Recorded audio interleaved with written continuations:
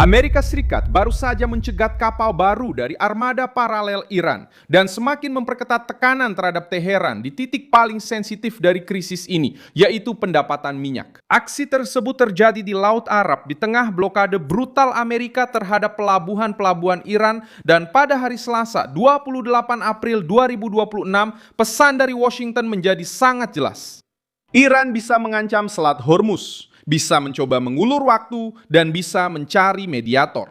Namun kapal-kapal mereka akan tetap tidak bisa berlayar dengan bebas sampai ekonomi mereka benar-benar kolaps atau sampai rezim tersebut menyerah pada poin-poin utama dalam negosiasi. Saya akan segera memberitahumu semua itu. Tapi sekarang kamu pasti ingin berlangganan saluran ini agar tetap mendapatkan informasi terbaru, informasi secara real time, dengan kualitas jurnalistik terbaik yang pernah ada, dengan standar kredibilitas Milson Alves. Kapal yang dicegat adalah MV7, kapal yang terkait dengan apa yang disebut armada paralel Iran. Jaringan ini digunakan untuk mengangkut minyak dan turunannya di luar jangkauan sanksi, dengan rute tidak langsung, perusahaan cangkang, dan upaya untuk menyembunyikan asal serta tujuan muatan. Menurut Komando Pusat Amerika Serikat, kapal tersebut dinaiki di Laut Arab oleh USS Pinckney dan diperintahkan untuk kembali ke Iran dengan pengawalan militer. Kasus ini berat karena tidak hanya melibatkan satu kapal yang ditahan. SEVA muncul di antara 19 kapal. SEVA muncul di antara 19 kapal. Artinya, operasi ini menargetkan sebuah struktur yang dibuat untuk memastikan uang tetap masuk ke Teheran, meskipun berada di bawah sanksi internasional. Bagi Washington, setiap muatan yang ditahan berarti pendapatan yang lebih sedikit untuk rezim, ruang gerak yang lebih sempit bagi mesin militernya, dan kekuatan yang lebih lemah untuk mendukung sekutu bersenjata di Timur Tengah. Gedung Putih melihat krisis ini secara langsung. Iran mencoba menggunakan Selat Hormuz sebagai alat tekanan. Iran mencoba menggunakan selat yang vital untuk minyak dan gas. Teheran berusaha menciptakan ketakutan di pasar global dan memaksa adanya konsesi.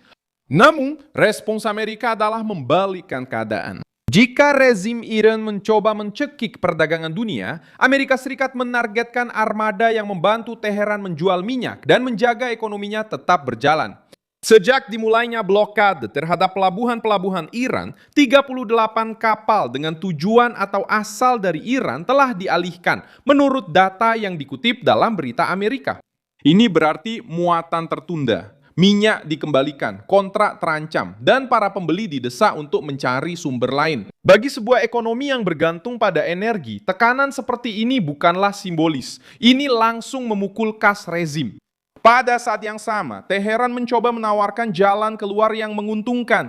Usulan yang dikirimkan ke Washington melalui pejabat Pakistan menunjukkan bahwa Iran akan bersedia membuka kembali Selat Hormuz jika Amerika Serikat menghentikan sementara negosiasi nuklir.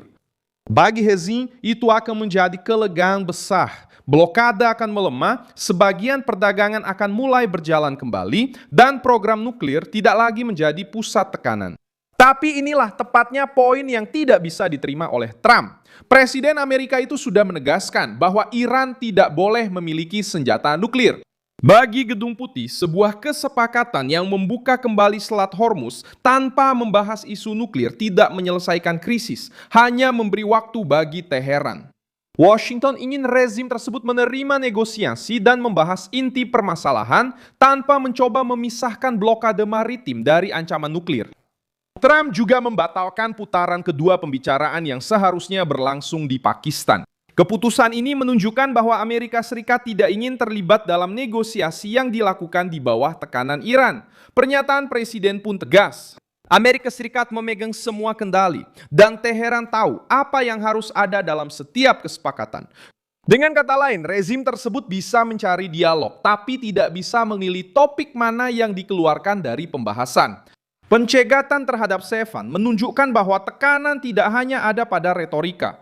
Tekanan itu juga muncul di laut, di jalur perdagangan, di kapal-kapal yang terkena sanksi, dan pada kargo yang tidak sampai ke pembeli. Tujuannya adalah untuk mencegah armada paralel terus berfungsi sebagai katup pengaman bagi rezim Iran. Apa yang sebelumnya tampak seperti jaringan tersembunyi, kini menjadi sasaran langsung angkatan laut. Armada paralel ini adalah salah satu senjata ekonomi paling penting bagi Teheran. Dengan armada ini, rezim mencoba menjual minyak menggunakan bendera asing, rute yang membingungkan, dan perusahaan yang sulit dilacak. Namun, pencegatan di Laut Arab menunjukkan bahwa jalur ini semakin sempit. Kapal itu bisa mengganti bendera, bisa mengubah rute, bisa mencoba menyembunyikan dokumen, tapi tetap rentan ketika masuk ke radar Amerika. Kehadiran militer Amerika Serikat di wilayah tersebut juga meningkat. Berita Amerika membicarakan kapal induk, pesawat pengisian bahan bakar, pesawat kargo militer, dan jembatan udara untuk mendukung operasi di Timur Tengah. Hal ini memberi Gedung Putih lebih banyak kemampuan untuk mempertahankan blokade dan merespons jika Iran mencoba melakukan eskalasi. Washington tidak hanya mengancam, tetapi juga sudah mengambil posisi. Di bidang militer, penilaian yang disampaikan di berita Amerika adalah bahwa Iran sudah tidak memiliki kekuatan yang sama seperti di awal konflik. Menyatakan bahwa pabrik-pabrik rudal telah rusak sekitar 75%, dan kemampuan untuk memproduksi drone telah terkena dampak sekitar 80% hingga 82%. Meskipun Teheran mencoba membangun kembali sebagian dari struktur tersebut, pukulan ini telah mengurangi ruang geraknya. Namun demikian, rezim tersebut tetap berbahaya. Teheran dapat mengancam negara-negara tetangga, menggerakkan sekutu-sekutu regional dan memicu ketidakstabilan, tetapi sekarang menghadapi tekanan di berbagai lapisan secara bersamaan. Teheran mengalami tekanan di laut, dalam ekspor, keuangan, produksi militer, dan diplomasi. Usulan yang diajukan oleh Teheran tidak memenuhi inti tuntutan yang diajukan oleh Washington, dan hal itu membuat blokade tetap berlaku. Minyak adalah inti dari perselisihan ini. Angkatan Laut Amerika dilaporkan telah mengembalikan lebih dari 1 miliar dolar minyak mentah ke Iran. Minyak itu tidak sampai ke pasar, tidak menjadi pendapatan. Tidak, dan itu tidak mengisi kas rezim. Ketika produksi tidak menemukan ruang untuk didistribusikan, pelabuhan menjadi tertekan, tangki-tangki penuh, kontrak-kontrak menjadi berisiko, dan rantai energi mulai macet. Itulah sebabnya Sevan menjadi simbol. Perang ekonomi tidak lagi sekedar menjadi frasa dalam sebuah pernyataan, melainkan berubah menjadi gambaran nyata. Sebuah kapal sungguhan di jalur sungguhan yang terpaksa kembali. Bagi Teheran peringatannya sangat berat. Armada paralel bisa dilacak, dicegat, dan dipaksa mundur.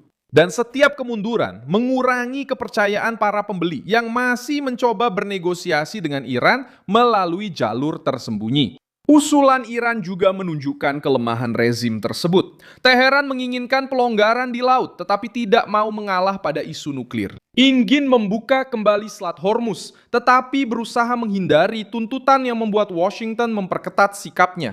Ingin menjual minyak, tetapi tanpa menerima batasan nyata. Bagi Amerika Serikat, hal ini menunjukkan bahwa rezim tersebut masih berusaha mengulur waktu dan bukan menyelesaikan krisis. Washington yakin bahwa tekanan ekonomi dapat memaksa tercapainya solusi tanpa invasi darat. Prioritas utamanya adalah mempertahankan blokade, menjaga keunggulan di udara, dan mencegah Iran memulihkan kemampuan militer dan nuklirnya dengan cepat. Masuknya pasukan Amerika ke wilayah Iran bukanlah jalur utama yang dipilih. Rencana terkuat adalah menekan rezim tersebut sampai mereka mau menerima negosiasi.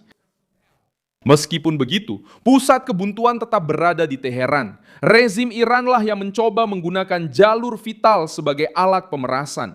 Rezim Iranlah yang mencoba memisahkan Hormuz dari program nuklirnya. Rezim Iranlah yang mempertahankan armada paralel untuk menghindari sanksi. Sekarang, rezim yang sama itu merasakan tekanan dari respons Amerika yang lebih keras dan lebih sulit untuk diakali. Pada akhirnya, Iran mencoba mencekik perdagangan global di Hormuz. Amerika Serikat merespons dengan mencekik armada yang menopang rezim Teheran. Setiap kapal yang dicegat meningkatkan biaya taruhan Iran dan mendorong rezim ke pilihan sulit, menerima kesepakatan nyata atau terus berdarah di laut, minyak, dan kas. Jangan lupa like video ini, subscribe ke channel, dan di akhir cek komentar supaya kamu bisa lebih terlibat dengan komunitas Alves. Obvious.